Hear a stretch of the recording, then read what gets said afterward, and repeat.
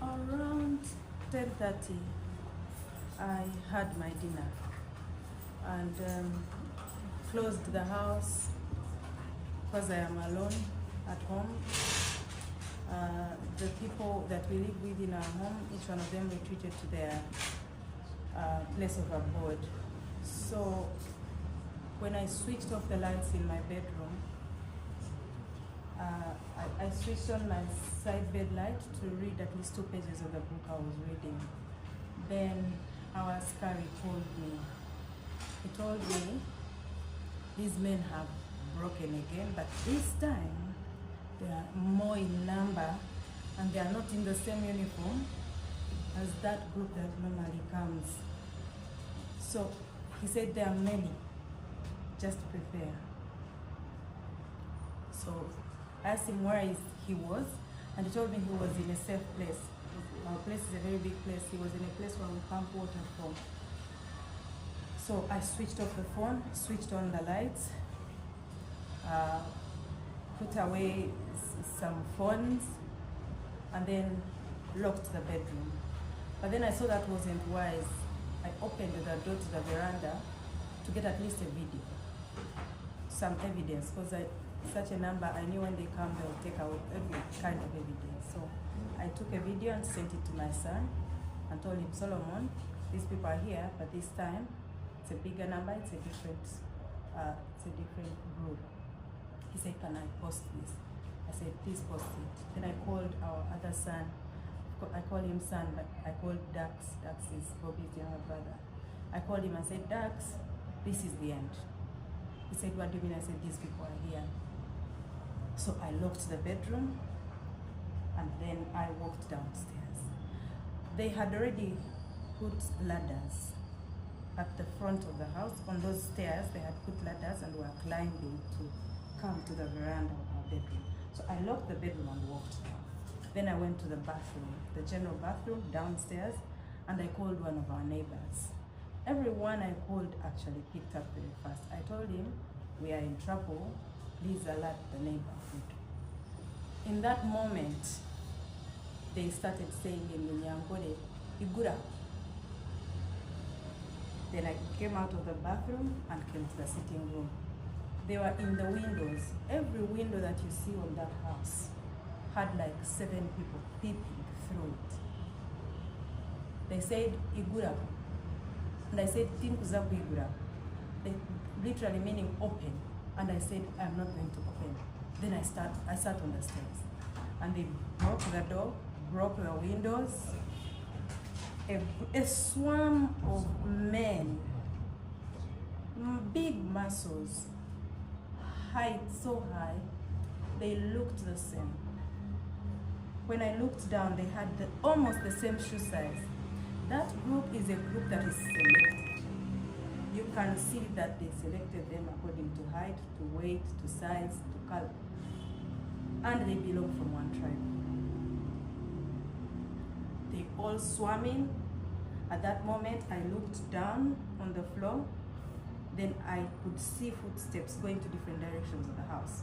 Some going to the corridors, some going to the lounge, and some bypassed me on the stairs, and went upstairs. Now, in that moment, one of them came and told me, come and sit in the chair. I got off the stairs, I sat on the floor.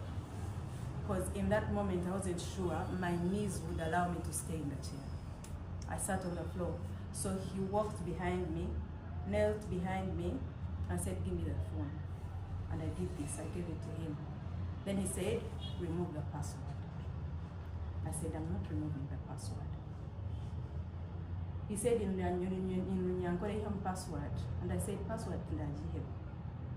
Then he walked past me with the phone, went outside, talked to some people, came in with 4 men. Extra. Already the sitting room has more men standing, some with hammers. Each one of them was armed. I have never seen such firearms. New, fresh.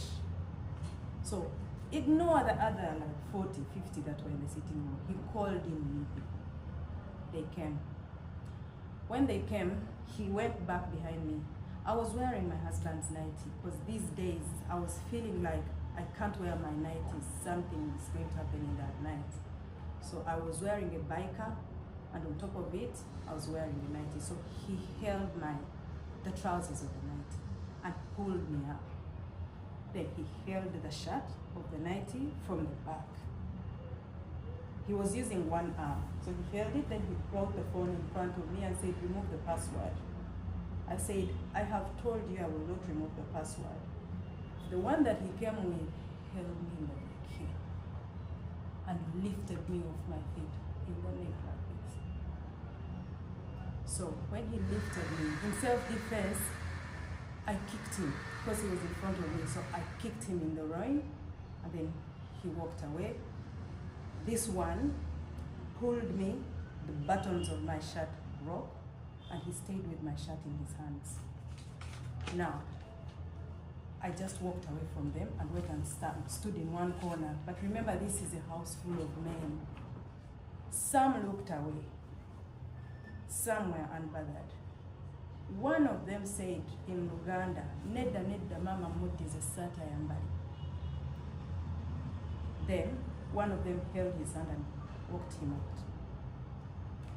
One of them picked the shirt and said, put up your hands and I dress you up. I said, I can dress myself up, give me my shirt. Gave it to me, I put it on. Of course the buttons were not on. And then I sat down. When I sat down, they lifted me again. Now this time by these, because I play to these when I'm going to sleep. That same man held me by my hair, lifted me up. We have holes in the sitting room, and hit my head on the pole and slit my mouth.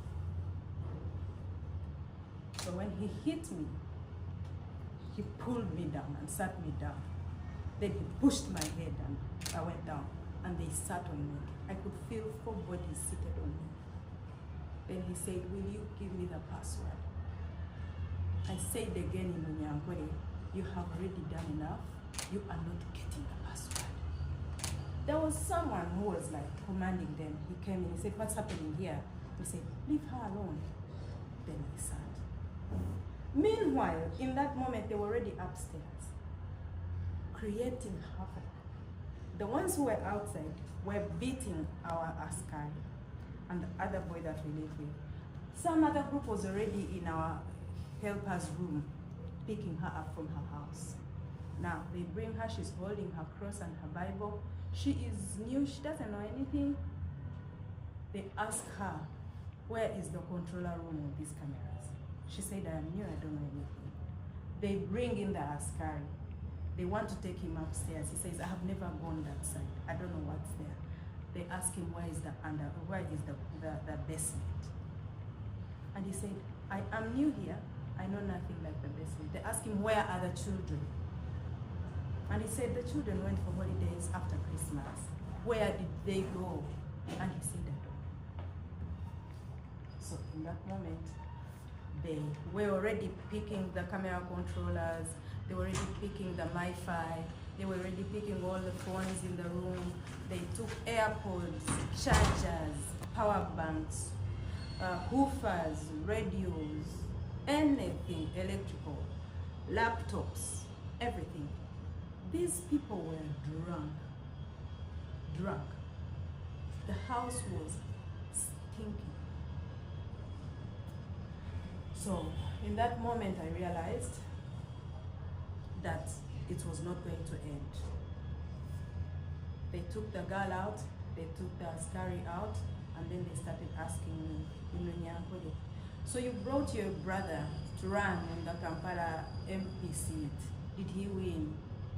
You think you can just bring foreigners and bring them in Kampala and think they will win in Onyankole? And then another one asked me and says,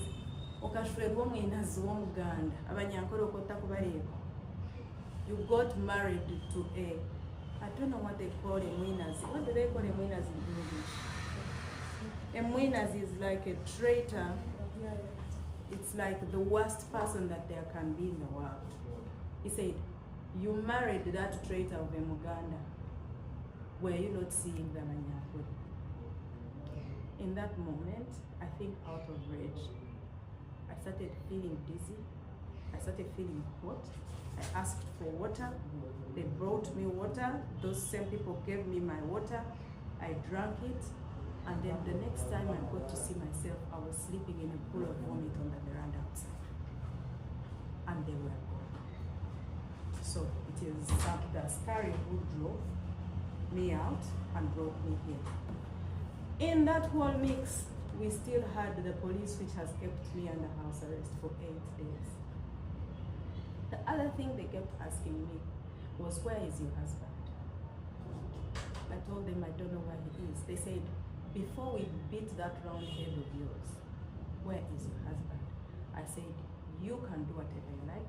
I don't know where he is. They even asked the same thing to that guy. And he said, he went to vote, he came back the next day, I didn't see him because I work in the evening, so I don't know what time. That's how it was. But by the time they left, they had broken all the doors. They had broken all the windows. You'll see the pictures.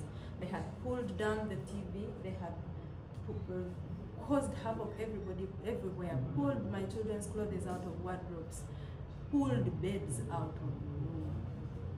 They had scratched the walls. They took anything that they felt was of value. So this group was a group of murderers. It was a group of thieves. They took all my phones, and yeah. So yeah.